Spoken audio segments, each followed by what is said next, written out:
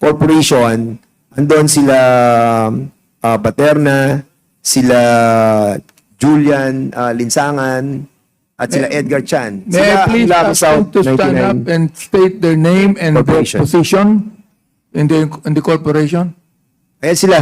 Ayan sila. Ano? Yes, Mr. Chair.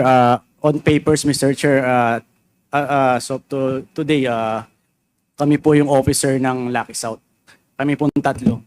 All right. Please just state your name and give your position to in the In corporation. papers, Your Honor, I'm Julian M. Linsangan III as president po. Ng You're Lucky the South. president. In papers po. All right. Of the corporation. Yes, Your Honor. In papers. Yes, Your Honor. In papers lang, ha? Opo. Okay, next. Yes po, good afternoon po. Edwin Ang po, treasurer po. You are the what? Po. Edwin Ang po. And what is your position? Nakalagay po sa papers treasurer po. In paper din. Yes po. Oo. And Marion Ryan Chua po. In papers as director po. in papers din. Yes, Your Honor. Oo. So, let me ask. Also, Miss... okay.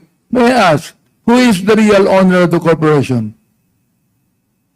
Hindi po namin alam, Your Honor.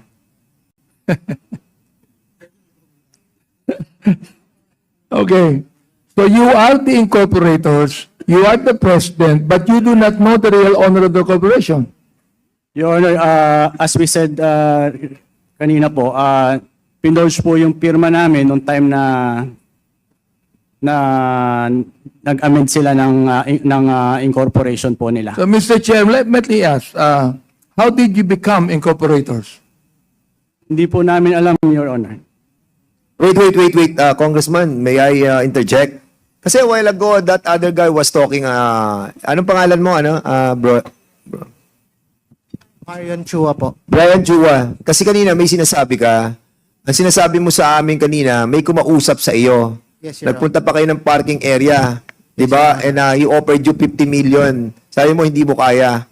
Tapos suddenly, sabi mo, nag-negotiate siguro kayo or something, lumabas kayo ng 500,000. Yes, And sir. you told us that you talked to the two others para i-consider yung offer. Yes, So, sir. nung kinonsider yung offer, I'm pretty sure alam nyo kung anong pinag-uusapan nyo. Di ba? 500,000 yung ilalabas nyo. Yun ang usapan nyo di ba? Mr. Chair, that's my next question. Okay, go ahead. Okay, let me ask, no? You were incorporators in papers. Mr. Chair, we're not the incorporator. Ginawa lang po. You were not really the incorporators. We're not the incorporators. Therefore, you did not pay any amount to the incorporators. Yes, Mr. Chair. Now, you only became incorporators to be able to satisfy the regulation of corporations in which 60% are owned by Filipinos. Pwede po pakiulit yung question, Mr. Chair. Okay, ano ba yung question ko?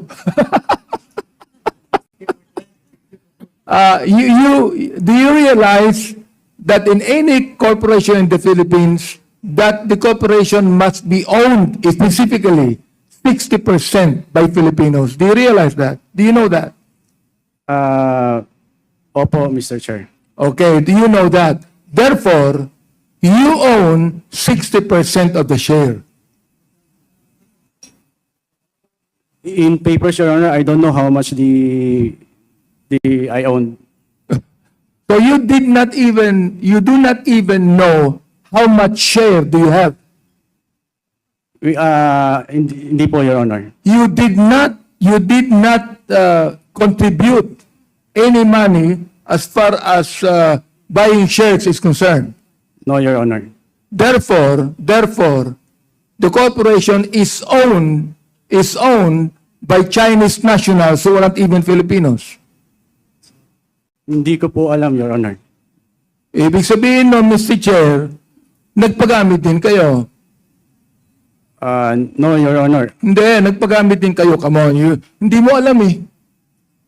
Paano mo hindi mo alam? You are the president, Mr. Chair. Medyo nagagalit na ako dito eh. Nagsisinungaling ka. You are the president. And you do not even know. Anong ibig sabihin nito? Niloloko mo ang committee ito? No, Your Honor, may I continue O go ahead, just continue. the story You of... better tell the truth because I am going to cite you in contempt. To make a motion to it. Yes, Your Honor. Thank goodness, hindi mo alam.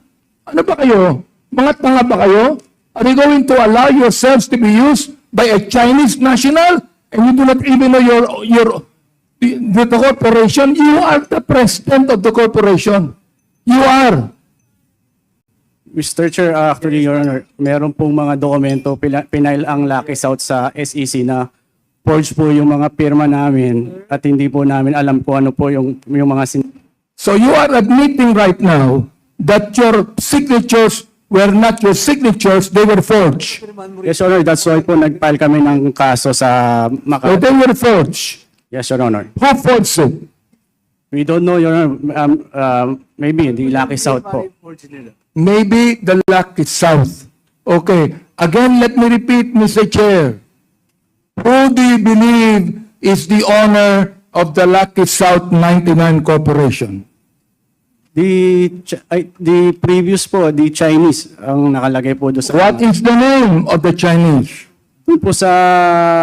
Before po lumabas yung pangalan namin, ang president po yung Zhang Ji. Sino po, Mr. Chair? Zhang Ji, Mr. Chair. Who is Jiang Qi? Doon po sa... Sabi mo kanina sa amin, di mo alam eh. Nabasa lang po namin dito sa nakuha namin dokumento. Have you met him? No, Your Honor. Have they talked to you? No, Your Honor. So, yung Jiang Qi na yan, alam mong Chinese yan, di ba? So, ibig sabihin, nagpaloko kayo sa Chinese. I think, Your Honor, naloko po kami doon sa... Ayun. So, ina-admit niya, Mr. Chair, na sila ay naloko ng mga Chinese. Now, to question here, magkano binayad sa inyo ng Chinese? No, Your Honor, wala. Meron. You do not lie to me here. Hindi pwede na gamitin kayo ng Chinese owners na walang binayad sa inyo. Come on. Mr. Chair, We're not stupid here. Nagpagamit kayo ng ganun lamang na hindi kayo binayaran? force nga po yung pirma namin, Mr. Chair. Mr. Chair, I'd like to make a motion to hold these people in contempt. Okay, there's a motion. But before we move for the second motion, I would like to remind yung ating mga incorporators do sa company na yon. Kasi kanina sinabi nyo na merong kayong pinag-usapan na 500,000. And that was 500,000 that you have considered. And pretty sure, dinidinay nyo na rin yung tao na kausap nyo na nawawala na, hindi na matagpuan. I think that is a lame excuse. And you are making us think twice. Actually, kanina, no, nandito kayo, napapaniwala nyo ako sa mga sa mga facial reaction. But when you spoke a while ago, yung isa, nagkaroon kayo ng contact doon sa Lucky South 99 At hindi nyo lang inaamin ngayon, but you were tempted, most likely you were tempted to enter, no? With them. Kasi hindi sila mag-o-offer ng 50 million Kanina, come to think of it, hindi sila mag-o-offer sa inyo ng 50 million kung there's nothing on it. And as a matter of fact, you consider it. You consider it.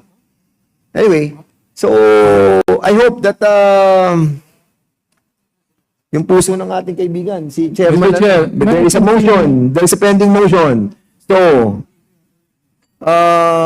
Mr. Chair, before you... Congressman Barbers. Mr. Chair, we do not want this committee to be insulted further. We do not want that. Come on, we're not wasting our time here. We are working. We're not wasting our time here. And you are insulting this committee.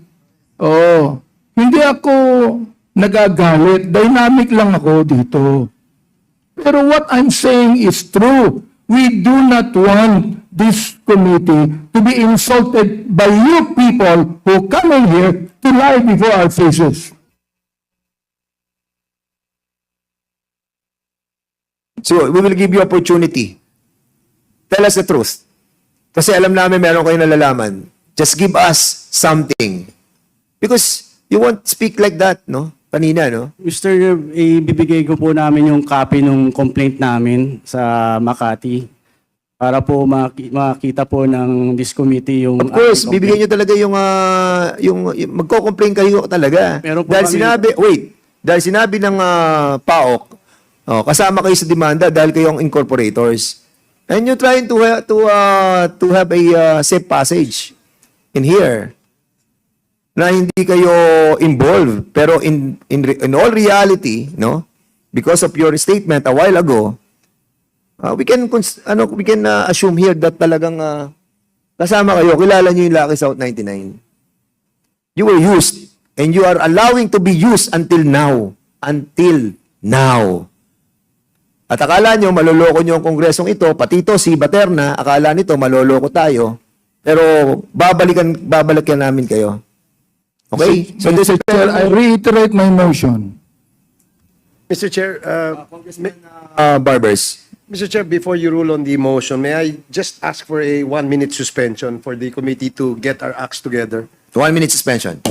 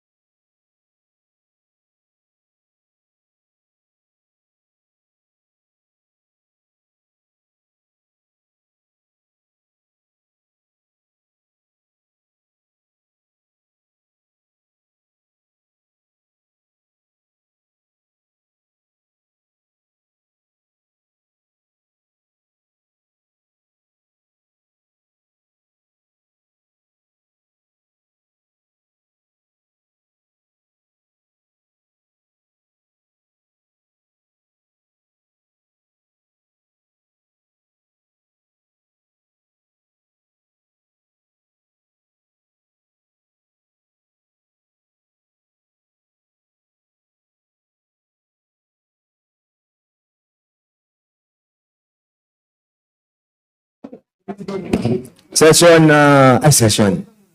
Hearing resume. So, meron ako itatanong, Elisa, na kanina yung nagsasalita, anong name mo? Marion Chua po. Ha? Marion Chua po. Ryan Chua. Yes, Your Honor. Kanina, may binanggit ka dito. Nung during the pandemic, 2019, 2020, you were able to talk to that guy. What is the name of that guy? Dan De La Cruz. Dan De La Cruz. O yan, tama. Dan De La Cruz.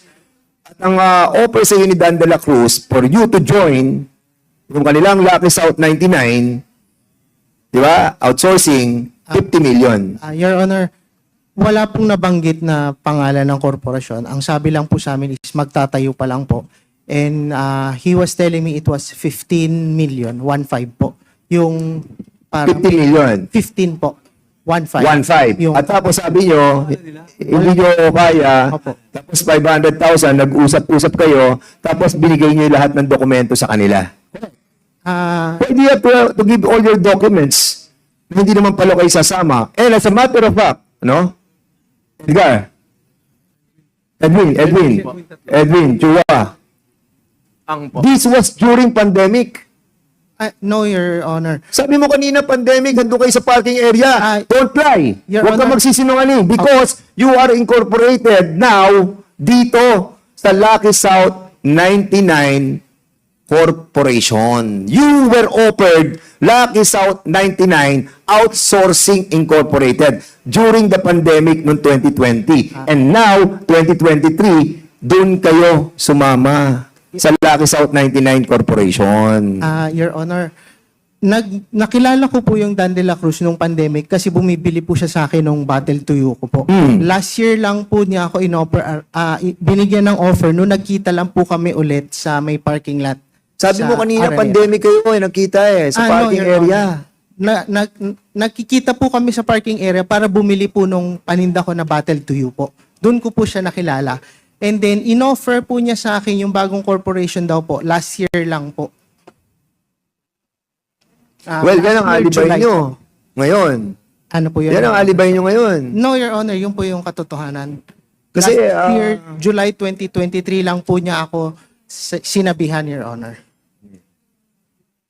Anyway, so, ako, basically, I don't know with the body. So, Congressman Flores, please. Thank you, Mr. Chair. What's your name? I'm sorry. Please state your name. Marion Ryan Chua po. Okay, Mr. Chua, do you know Cassandra Leong? Nakita ko po siya sa video conference call by Mr. Dan De La Cruz po. And when was that?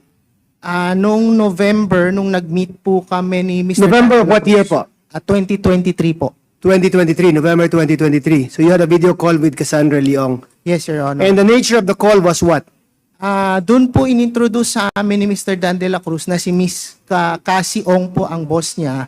And doon po sinabi niya na magtatayo nga ng korporasyon. Doon na po siya nagbigay na, yun nga, pinipilit na kami magbigay ng pera na sabi po namin, wala po kaming pera pa. But you're not personally friends with Cassandra Leong. No, Your Honor. First time lang po namin nakita siya via video conference call using Mr. Dan De La Cruz mobile phone po. Was that the only conference call that you had with Cassandra Leong? Yes, Your Honor. Was that the only conference call that you had with any other officers of Lucky South 99? With Miss Cassandra Ong lang po. That's the only time. That's the only time. Yes, Your How Honor. about meetings with other persons connected with Lucky South 99? No, Your Honor. Yung sa parking lot, ano yan? Kay Mr. Dan De La Cruz po. And how is he related with Lucky South 99? Hindi ko po alam, Your Honor. So he just brings up to you the idea of Lucky South 99 or forming a corporation without you knowing that he was part of Lucky South 99. Is that correct? Your Honor, ang sabi lang po niya sa akin is new corporation po. Wala pong nabanggit na Lucky South 99 or any name of corporation. Okay, now let me ask Pao. Sir, what information do you have about the knowledge of these persons as far as the Lucky South 99 Corporation is concerned? As far as the Philippine incorporators are concerned, we are fairly convinced that they knew what they were entering into. Sir, look at it, Congressman. Cassie Lee was able to establish a mansion worth 2.5 billion pesos. And here is someone peddling a story that Cassie Lee was trying to entice them to invest for 15 million. Cassie Lee could easily afford 15 million, just like that. We don't buy the story. We will charge them po. Mr. Chair, may I interject in relation to this? Go ahead po, sir. Okay. Okay lang yun. May busy. Anyway, I'd like to ask Ms. Paterna, no? Ikaw ang corporate secretary. You were the ones that filed the incorporation papers, di ba? Si attorney po yung nagfa-file. Yes. And hindi ikaw ang nag-file. Hindi po. Nagpipirma lang po. Nagpirma ka lang. Opo. Okay. Who told you to sign? Sa law firm po ng attorney. So therefore, it is the law firm that told you to sign. Yes po. Tumatawag po sila pag may mga kailangan po. And you do not know who the owners of the corporation is. Hindi po. Now, let me, pwede magtanong uli. Let me ask, Attorney Roque, you are the lawyer of Whirlwind, Yes, right? Your Honor. Okay. For the ejectment case. For the ejectment case. Yes, Your Honor. So, you do not even know this Lucky Corporation here. Wala po. No contact whatsoever. Kaya nga po, vehement ang denial ko. Kahit anong anino, wala po ako nakita. Itong mga naririto po, hindi ko po sila kakilala, no? Kaya nga po, ang kakilala ko lang is yung Whirlwind, no? At yun naman po ang dokumentado na talagang umapir ako sa hukuman. Hindi po talaga madidinayan at nakipagbalitaktakan ako sa ngalan po ng Whirlwind. Hindi ba sa inyo nagkwento ni Cassandra na mayroong Lucky South 99 Corporation? Ang sinabi niyo po, yan, Sinabi niya. Yan yung umuupa sa kanila. At ang palaging, well, I do not know if this is divulging already too much po for attorney-client, no? Ang palaging issue namin is it worth defending the ejectment? Kasi kapag natanggal sila sa posisyon, wala na rin yung premises sa kanila. So parang, para kay pa, no? Wala namang ibang uupa dyan. Kung hindi Attorney po, Roque, let me say this, no? The Whirlwind Company is a real estate company. Yes po, opo, Mr. Chair. Okay, and they were the ones that actually bought the property from Mr. Cruz. Am I right? Yung building po sila nag-construct and they bought a portion. And I think that you know that the Whirlwind Company, who also owns the Lucky South 99 Corporation, who also is connected with the Lucky South 99 Outsourcing Corporation, you would know that this is actually a POGO hub that they would be constructing. Hindi ko po alam na sila may-ari ng Lucky South. Ang alam ko lang po, tinayo nila itong facility ito at pinapaupahan nga po sa POGO, Lucky South. Thank you. Go ahead. Opo. Thank you, Mr. Okay, so thank you so much, Congressman Chairman Abante. Now, Congressman Flores is recognized. Thank you, Mr. Chair. Mr. Chua, are you a businessman, sir? No, Your Honor. Namamasukan lang po sa private. You're just an employee. Yes, Your Honor. Is that the same with your two other companions? Can they please state for the record whether they're Yes business? po. You are?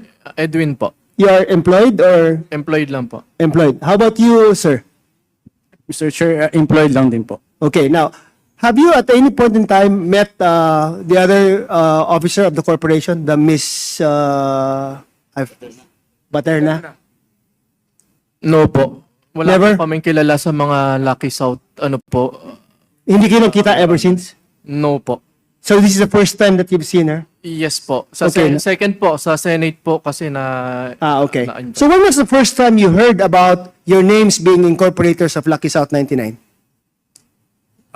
Mr. Chair, nung pong June 26 po kasi, yun nga po yung kanina sinabi ko, June 26 of what year? 2024 po, na may nag-message po sa akin na nasa news daw po yung pangalan ko. Tapos, yun nga po, nakita po, nag-search po yung wife ko sa Google, saka doon sa Facebook, na andun nga po yung pangalan ko. Nabanggit din po yung pangalan ni Edwin at ni Marion na part daw po kami ng Lucky South 99. So all of this time, wala kayong like notices that you received from any communication, from any government office or agency for that matter, relating to Lucky South 99 First time po namin makareceive yun sa Senate po. sa Senate? Opo.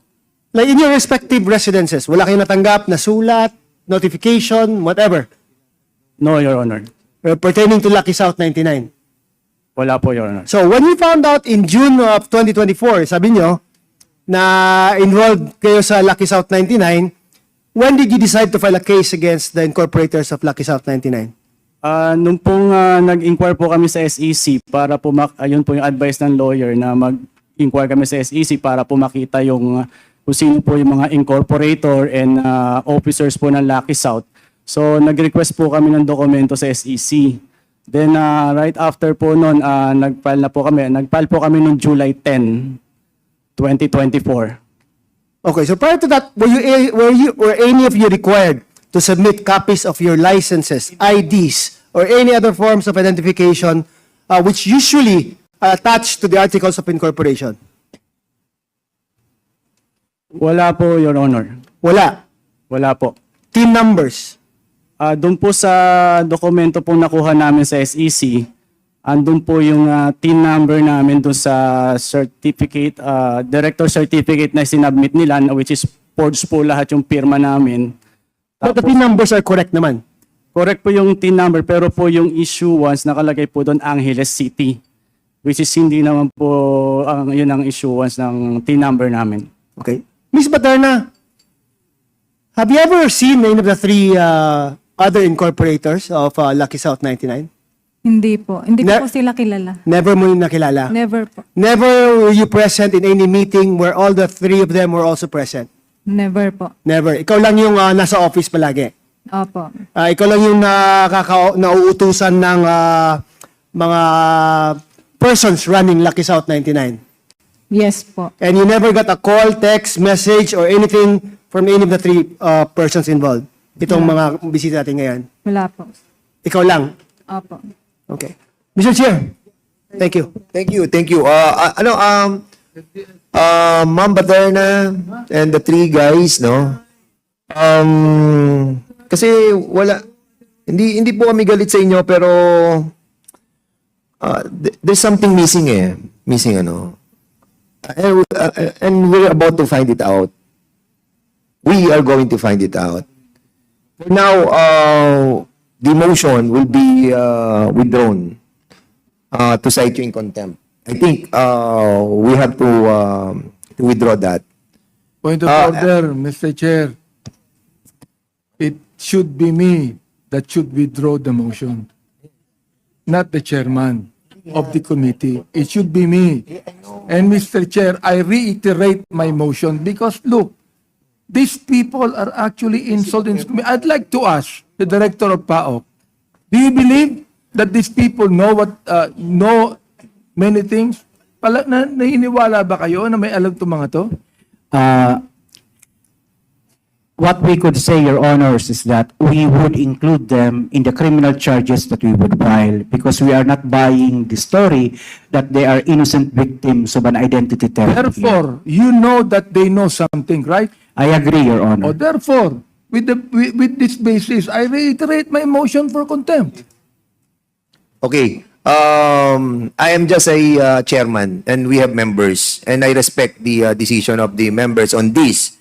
I'm telling you, guys, we have to find out your the veracity of your statement regarding your employment. We have to see kung can you kindly submit all your documents pertaining to your being an employee? Katulad nung si Chua, nagtatrabaho daw siya sa appliance center sa Anson. Is this true? Yes po, Your Honor, pero kaka-resign ko lang po. Wala kang properties, wala kang sariling bahay, wala kang sasakyan, Actually, How old are you? magpo-48 po. 40, 47, going 48. 47. Yes po. So you were not employed by the Lucky South or any corporations under this Never po. this Pogo Never Hub? po, Your Honor. And you also yes, you. Never po, Your Honor. How old are you? 38 po, Your Honor. 38. You have your own house? Your own car? No, Your Honor.